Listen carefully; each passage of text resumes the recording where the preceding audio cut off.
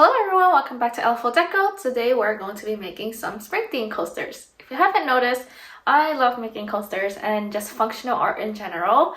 And it's spring now, so these coasters are perfect. Here's what they turn out to look like. I used paper butterflies and real flowers to make these, and then I used a little cloudy technique to create the background, and it's a little puffy and adds a really nice texture to it. And I think these came out really pretty, so let's get started. These spring coasters were made in 2 layers. The first layer is where I created the floral scene. I am using some flowers that I dried and these beautiful rainbow flowers from ZKG Creations on Etsy.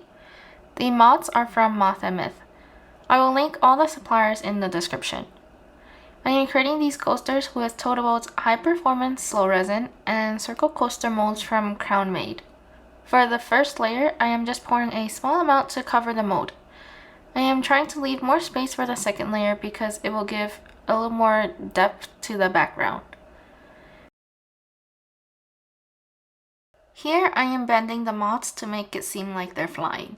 I just have to say I really love the paper specimens from Moth and Myth because they're very high quality, look so realistic, resin safe, and I can manipulate them to add more depth to my pieces.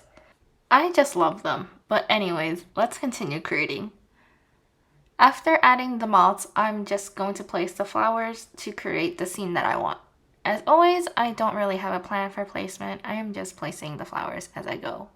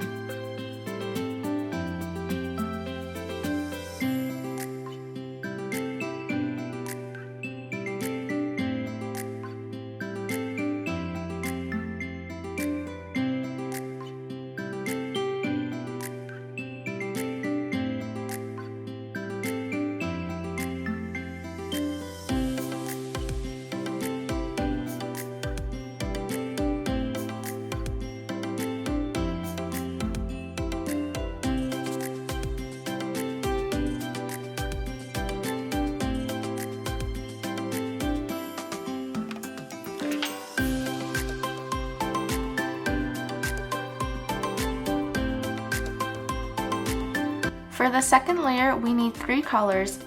I purchased this white color shifting pigment a long time ago, and I believe other suppliers have them listed as ghost pigments. This color will add some subtle color shifts to the coasters. Next, we need our white and our blue. I am creating the white with some mica powder and tint, and the blue with some mica powder and paint. I do this because I don't like the velvety effect of too much mica powder, but I want the resin to be opaque. So the mica powder adds a bit of shimmer, and the tint and paint will make the resin more opaque.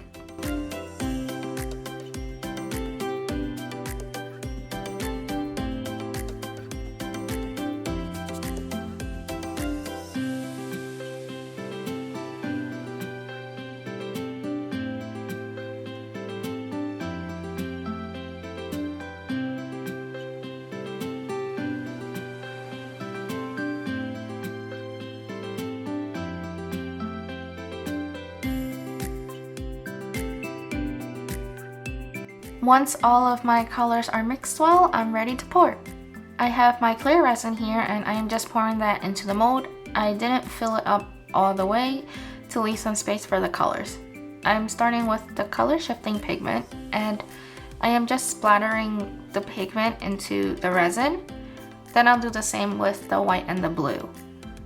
These colors are going to sink into the clear that we poured first and create that cloudy effect.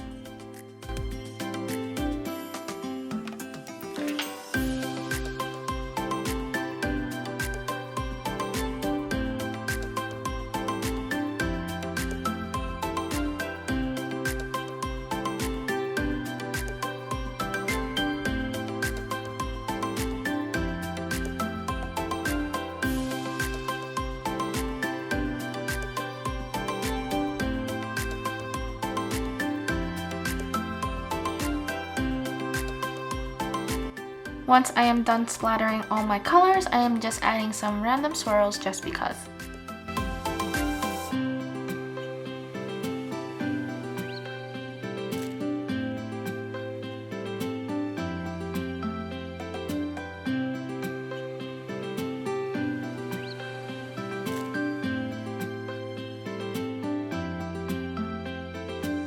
It's about 12 hours later now, and the coasters are hardened and can be demolded. Look at how pretty this one turned out. Can you see the little blue shimmers from the color shifting pigments? I've used these molds many times, so they're slightly matte and it's reflecting on the pieces. So I will add a top coat to make these shiny. It will probably be more obvious then. You can check out my other tutorial to see how I top coat my pieces if needed. Here we have the coaster all shiny. Is that blue shimmer more transparent now? Look at how beautiful and vibrant these coasters are. Let me know what you think of these coasters.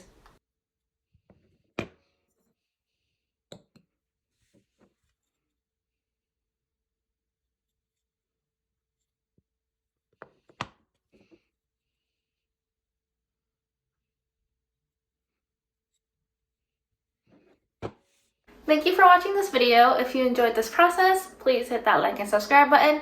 Let me know down in the comments below what you think about these coasters. I'll see you next time.